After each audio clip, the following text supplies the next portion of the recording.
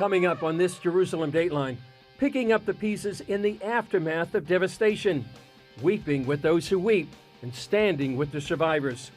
Plus, President Herzog urges moderation and restraint as voices on both sides of Israel's judicial reform debate get louder.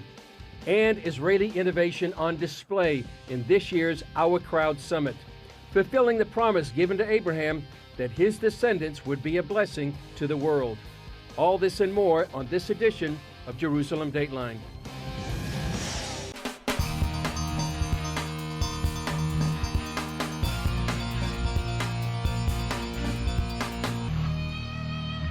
Hello and welcome to this edition of Jerusalem Dateline. I'm Chris Mitchell, reporting on the ground from Adana, Turkey. Days after the massive earthquakes to Turkey and Syria, search and rescue operations are nearly over and the time of recovery has begun. In Turkey, the attention now turns to humanitarian aid. Most international search and rescue teams have left the country, leaving behind a record of amazing rescues, such as Israel's United Hatzalah team, which pulled 15 people out of the rubble. Still, the growing death toll and collapsed buildings serve as a sobering reminder of the tragedy.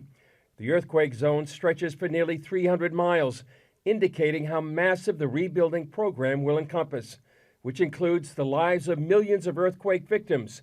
That's why Operation Blessing is on the ground. One of the immediate needs of the people affected by the earthquake is hot food, like distributed by this Operation Blessing team in this neighborhood in Hatay. God gave this opportunity to Operation Blessing to bless them, to love them, to listen to them, cry with them, and pray with them.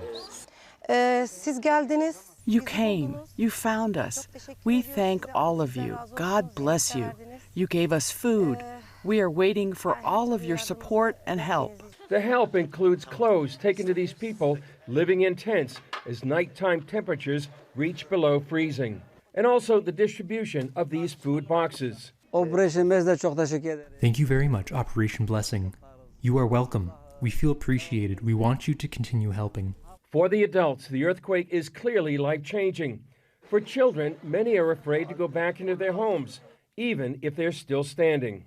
You can see in their faces, even when they kind of sit and think, there's fear. That's why OB volunteer Karen Cochran stepped in. So I just ran in and I just kind of organized some games, and we were playing Duck, Duck, Goose, and we were playing tag and singing and dancing and running around. I was talking to a child trauma expert, and they said that bringing joyful memories in the midst of painful circumstances is really important. So I was just saying, I want to bring as many joyful memories in this time to just bring, just a shift in what they remember and are thinking. For Karen, Amir, and the entire team, it's about sharing God's love. We came to just say, you are our family, you are our friend, you are our sister, you are our brother, your children, they are we love them, and we want to hear from you. We want to be with you in this time. And they are really very thankful to God. Even they are thanking us, but we know it's because of Jesus. I just feel so blessed to be here right now amongst these families, amongst these children, and to just be serving and doing anything I can, and just feel so blessed to even build relationships and friendships with these children and with these families. And I would say already there I've made friends. I have friends here right now of children and families, and in Hatay and Adana there's friends, and that's such a gift. Israelis demonstrated outside the Knesset after Israel's president pleaded with his countrymen not to let the issue of judicial reform destroy the country. As Middle East correspondent Julie Stahl tells us, it's a battle not likely to go away.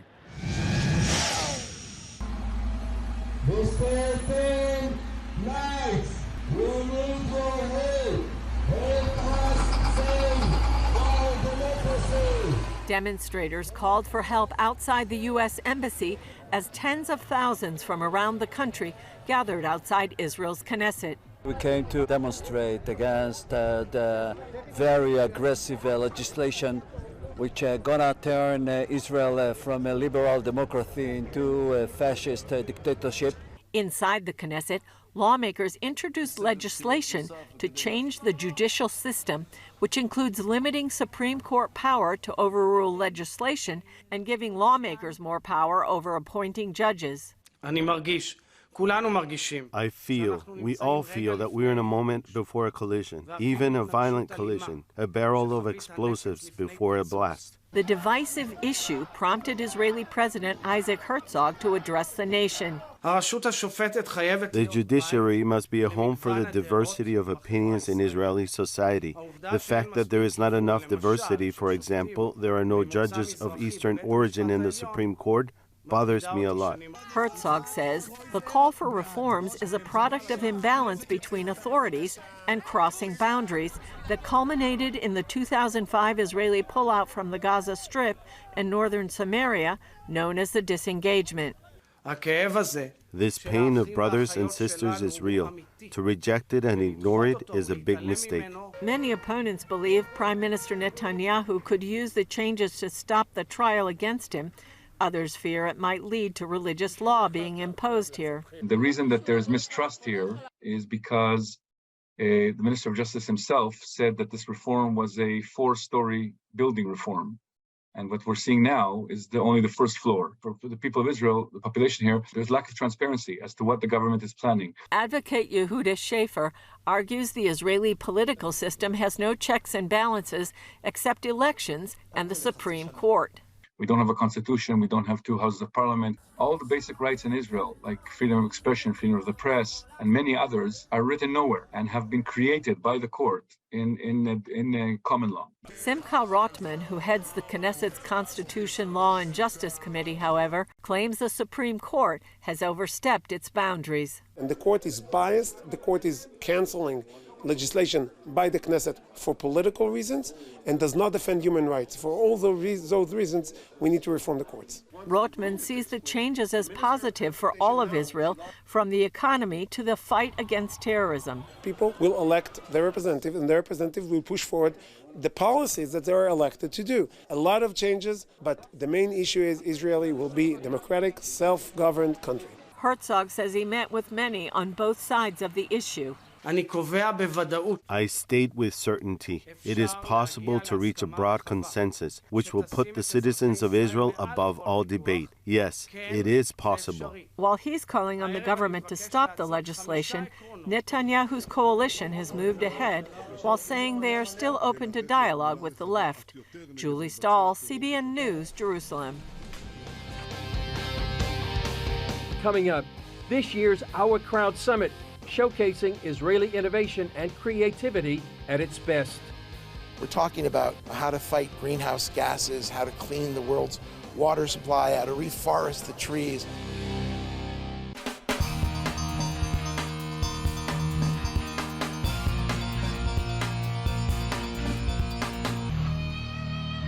International investors gathered in Jerusalem looking for products to back that would make life on Earth better and also turn a profit. Paul Strand has the story. What this biggest summit in Israel is all about is dreamers, idea people, innovators, entrepreneurs who come up with ideas for stuff, getting together with the money people who can give them the cash to make that stuff into real products and maybe improve the world at the same time. John Medved, head of our crowd, a backer of startup companies, sees improving the world as a mandate for the Jewish people. God created the world in 6 days, except that he left it for man to perfect. Okay, in other words, it's up to us to join the Almighty and to make things right. And that's sort of like the real agenda item here. That's what we're all talking about. And I hope that together we're going to make some progress. In one of the first eye-catching exhibits after the welcome sculpture sat a personal electric-powered plane that could eventually cut down on gas guzzlers and jammed highways. It's very difficult to own a private aircraft or a helicopter. And we're trying to remove most of the obstacles that prevent people from owning private aircraft. And being vertical and being electrical and therefore quiet is just part of it. A few feet away, UBQ Materials showcased a way to take waste produced at home and turn it into a replacement for an environmental threat choking dumps and landfills. So we turn household waste into a sustainable substitute to plastic. We also saw H2 Pro promoting its cleaner, greener way involving hydrogen to reduce the much talked about carbon footprint. The hydrogen industry and the hydrogen emissions, CO2 emissions, are 12% to 15% of the global carbon dioxide emissions. So making that green will contribute immensely to decarbonizing the world. This quadriplegic gentleman from Up and Ride Robotics buzzed around the summit in a device designed to change the lives of people who can't walk by getting them up on their feet. It's the dignity of the person. Being little in a wheelchair, sitting like this, no one really counts you. Debate over the present government under Benjamin Netanyahu has led to a move encouraging investors to keep their money out of Israel as long as he's in charge. Medved says most investors concentrate on bigger issues than Israeli politics. Creativity and the kind of drive that creates, startups flourishes in democratic environments. And I think Israel's democracy is healthy. I think there's some, wild people who say things. People are upset and passionate. And I'm not going to hold it against them. We're getting beyond that here at this conference. We're talking about how to fight greenhouse gases, how to clean the world's water supply, how to reforest the trees. I mean, the reality is, and your audience certainly understands this, humanity has to be a partner with God in creation. One new development here is how the Abraham Accords have paved the way for groups of Arabs and Muslims to visit due to better relations between Israel and countries like Morocco and the United Arab Emirates. Investors worldwide flock here because of a continued economic growth, while places like America and Europe are stagnant or slipping into recession. Medved sees Israel's continuing financial prosperity as part of its reward for trying to do right spiritually. If Israel wasn't the startup nation, so what are we going to be? Okay, I'm sorry, this is our destiny. Our destiny is to create. Our destiny is to, fix the world. And we're just a little people, make a lot of noise. But I think that most Israelis, whether they wear a yarmulke or they don't wear a yarmulke, view this as a spiritual undertaking, that we're doing this not just to make money, but to do good. And we believe very firmly at our crowd in the double bottom line, where you can do good and make money at the same time. So look at this place, some 6,000 people, hundreds of innovators and entrepreneurs and startups coming together with thousands of investors for a common purpose, to do good and to do some business. Paul Strand, CBN News, reporting from the Awokrowd Global Summit, Jerusalem. Up next, see why space is the next frontier for war and why the U.S. can't afford to be asleep at the switch.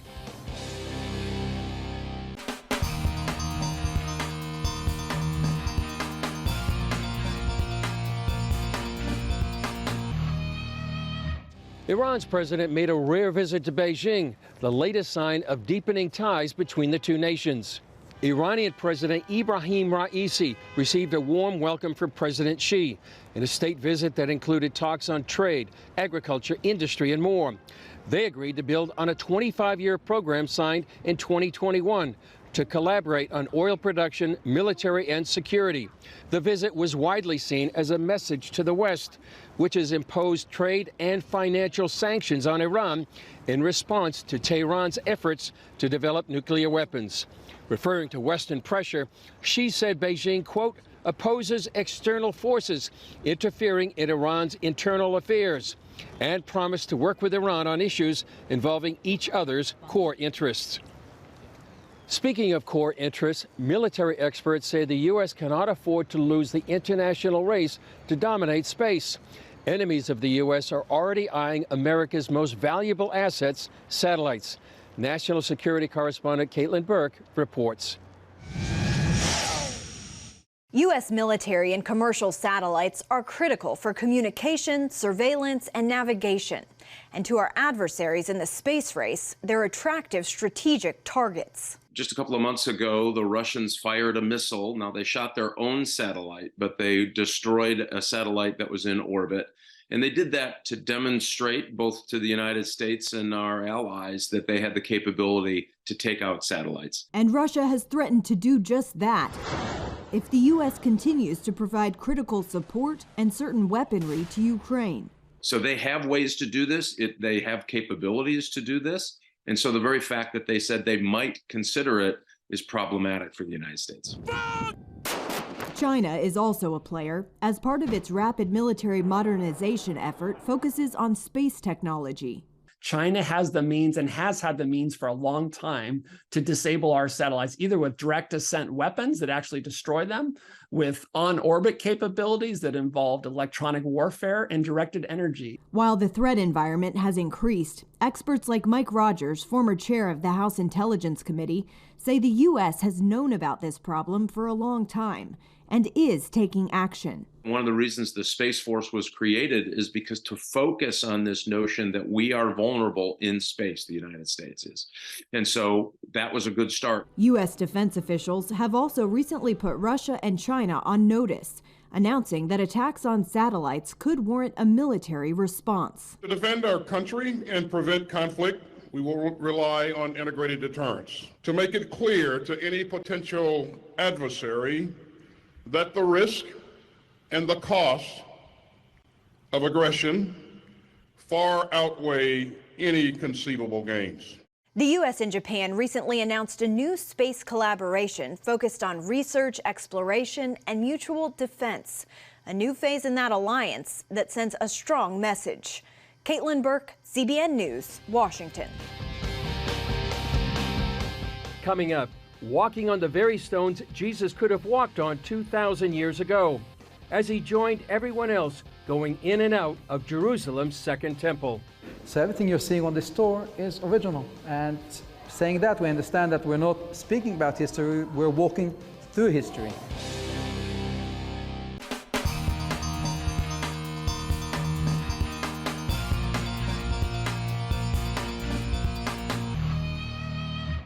"2,000 years ago, the Western Wall tunnels were streets and living spaces in Second Temple times. As Middle East correspondent Julie Stahl tells us, a new public section is shedding light on Jewish life in Jerusalem during the time of Jesus. The Western Wall originally served as a support for the Second Biblical Temple. For years, visitors could walk the length of the wall underground. Now, the Great Bridge Tour of the Western Wall tunnels takes visitors even deeper into history. Basically, we're digging the roots of Jerusalem that connect to everyone. Every room is connected to a different story, to a different paragraph that we find in the text. The Western Wall Heritage Foundation sees the Great Bridge story as a symbol for the glory and destruction of all Jerusalem. Tour guide Ishai Solomon describes the excavations as putting together a puzzle. We have the frame and we have other archaeological digs. Opening up this place helps us to connect to the most holiest site, and that's the Temple Mount and the Western Wall. Hopefully also connecting the people that come and visit this place to the big idea behind it. The new route begins here with a historical overview. And we're starting with the main mountain in Jerusalem. It's called the Temple Mount and Mount Moriah, the temple that was built later on by Solomon and Herod. One of the key stories in the Bible, the binding of Isaac, happens over here. It happened 3,800 years ago. Beneath people praying at the Western Wall, visitors enter rooms less than 100 feet from the Temple Mount. These arches are between 6 to 7 meters width, and that's the first bridge that stood here from the days of the Hasmoneans. This takes us back 2,150 years. They built the original bridge, and above it there's ancient cement that held up the aqueduct that brought the water to the Temple Mount. From sacrifices to cleansing needed to enter the Temple Mount, water was vital to worship. Standing in a mikveh, a ritual bath, Solomon said when archaeologists first came to the Holy Land in the 1800s, they discovered something they couldn't explain. This isn't a cistern filled up with water for drinking. This isn't a bathhouse, because we know how a bathhouse looks like. So they write, we found a room with steps going in and plaster on the wall. Since then, they've discovered 300 ritual baths in Jerusalem and 900 around Israel from the Second Temple times, 4 of them in the Western Wall tunnels that would have been used by worshippers to cleanse themselves before ascending the mount. So everything you're seeing on this tour is original. And saying that, we understand that we're not speaking about history, we're walking through history. A model with moving parts shows how Jerusalem would have looked throughout the ages. Plus, visitors get a unique view of the wall's largest stone, weighing hundreds of tons. Lower still is the ancient business level. We found shops like this in the beginning of the Western Wall. And on your left, you can see remainings of the destruction of the Western Wall. These stones that are lying over here on the left were covering the whole excavation, and these were thrown down by the Romans, 70 CE. The people of that day had no idea it would take 2,000 years to come back home. They thought that as the first temple was destroyed and the second temple was built 70 years later, same thing will happen over here. Archaeologists have been able to excavate here since the 1967 Six-Day War put the holy site back into Israeli hands. Before then, only a small alley existed next to the wall in which to pray. Afterward, they built the large plaza. The plaza was created, but no one really checked what's beneath it and rebuilt the floors. Western Wall Rabbi Shmuel Rabinovich says the digging uncovers the Jewish heritage. Our roots are here in every corner. We're working very hard to excavate, to find them and show them to the next generation. And every time we're getting to know a new world of history. Speaking to journalists, Rabinovich made clear Jews would follow the rules about no excavation under the Temple Mount itself, an explosive issue in the Islamic world. We're not digging underneath the Temple Mount, not because of political issues, but because it's forbidden by Jewish law.